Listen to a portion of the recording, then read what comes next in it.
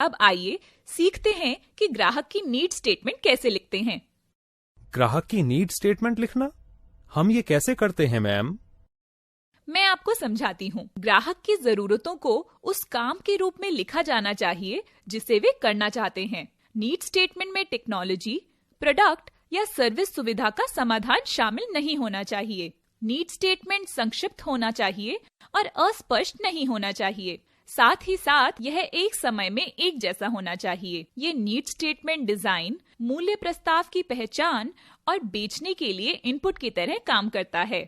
आपको ये याद रखना चाहिए कि कोई ऐसा कंसिस्टेंट स्टैंडर्ड नहीं है जो केवल एक तरह की आवश्यकता को परिभाषित करता है। उसका उद्देश्य, संरचना, सामग्री और प्रारूप क्या होना चाहिए। हालांकि कंपनियां ग्राहकों से बात करती हैं, लेकिन उनके द्वारा इकट्ठा किए गए इनपुट्स उद्देश्य, संरचना, सामग्री और प्रारूप में भिन्न होते हैं, जो परिवर्तनशीलता को लाता है और ये नवाचार प्रक्रिया को पटरी से उतार सकता है। इसके बाद उत्पाद से ध्यान हटाकर उस कार्य के एग्जीक्यूशन के लिए किए गए प्रयासों पर ध्यान केंद्रित करना महत्वपूर्ण है, जो प्रोडक्ट या सर्विस ग्राहक के लिए करना चाहता है।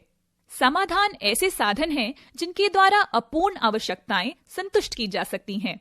इसलिए समाधान स्वयं नीड स्टेटमेंट का हिस्सा नहीं हो सकते। नीड स्टेटमेंट में ऐसे शब्द शामिल नहीं होने चाहिए जिनकी व्याख्या ग्राहक जनसंख्या या कंपनी के भीतर कार्यात्मक क्षेत्रों में अलग अलग तरीके से की जा सकती है।